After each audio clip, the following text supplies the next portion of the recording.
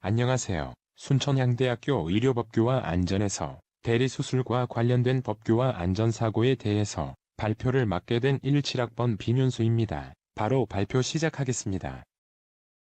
먼저 목차입니다. 첫 번째로 대리수술과 관련된 법규에 대해서 설명하고, 다음으로 대리수술로 인한 사건, 사고, 그에 대한 처벌 통계, 그리고 마지막으로 대리수술 및 유령수술에 대해 발의된 법안에 대해서 살펴보겠습니다. 먼저 대리수술과 관련된 법규입니다. 의료법 제27조에 따르면 1조 의료인이 아니면 누구든지 의료행위를 할 수 없으며 의료인도 면허된 것 이외에 의료행위를 할 수 없습니다. 다만 다음 각 호의 어느 하나에 해당하는 자는 보건복지부령으로 정하는 범위에서 의료행위를 할 수 있습니다. 1호 외국의 의료인 면허를 가진 자로서 일정 기간 국내에 체류하는 자.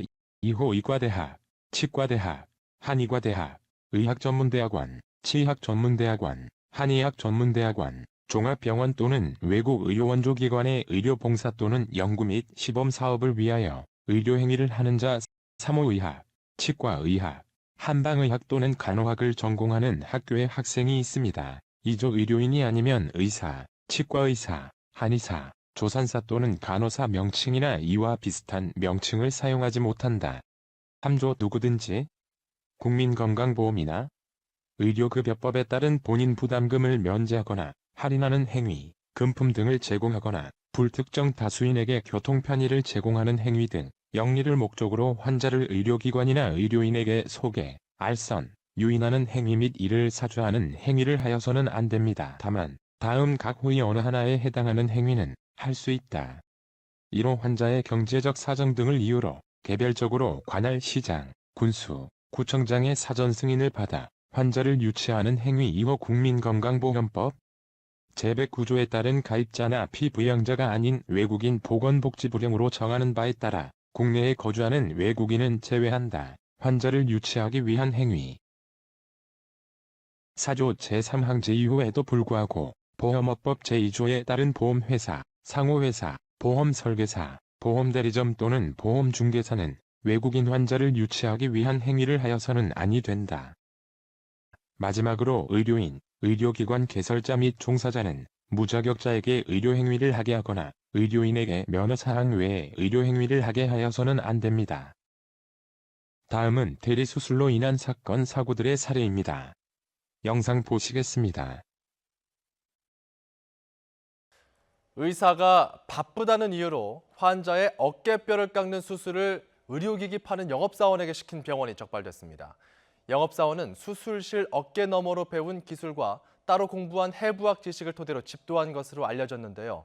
환자는 뇌사 상태에 빠졌습니다. 차상은 기자입니다. 정장 차림으로 병원에 들어선 한 남성. 수술실에 들어갔다가 금세 나오더니 잠시 후 푸른색 수술복으로 갈아입고 의료진과 함께 다시 들어갑니다. 마치 의사처럼 보이는 이 남성의 정체는 병원의 의료기기를 판매하는 영업사원 박모 씨.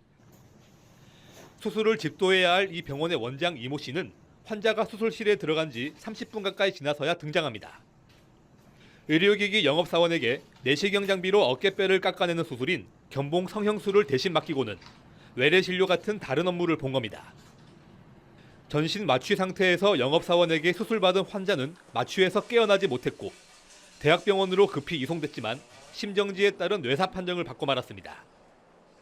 원장 이 씨는 환자의 회복 상태를 살펴보지 않고 퇴근해버린 뒤였습니다.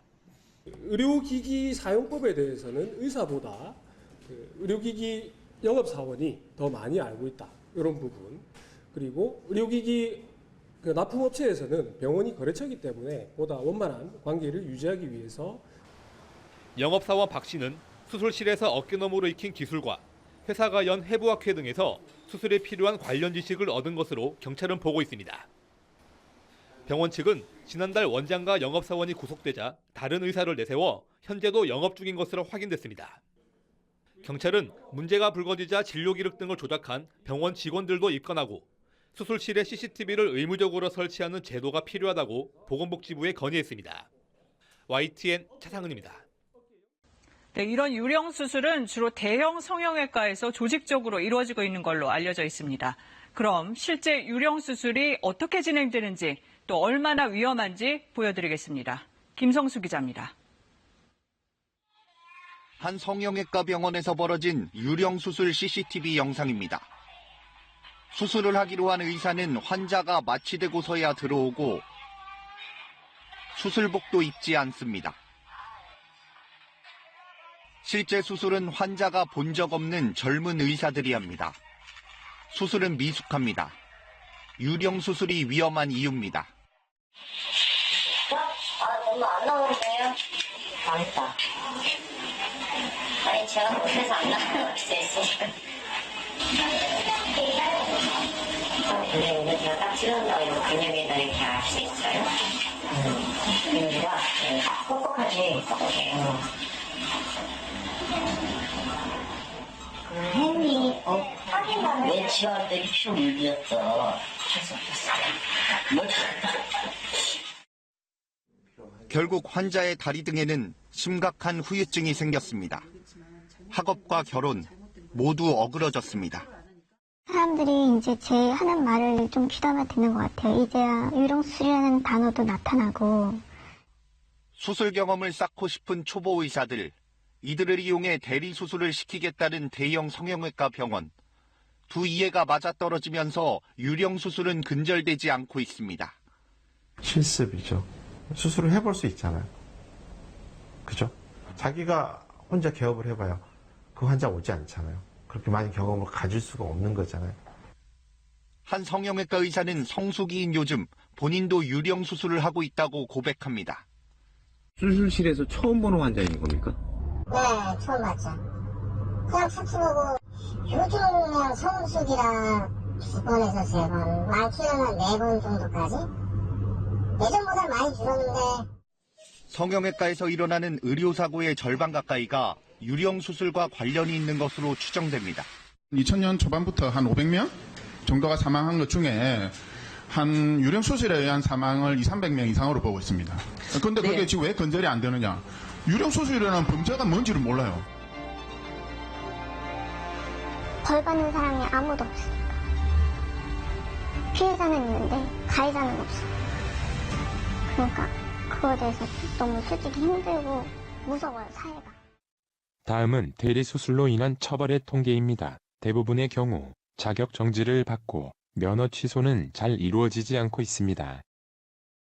위의 통계와 같이 유령, 대리 수술로 인한 사건, 사고가 많이 발생하고 이에 관한 의료인의 처벌이 약한 것에 대한 사회적 관심이 높아지자 의회에서는 이와 관련된 처벌을 강화시키는 관련 법안들을 발의하기 시작했습니다.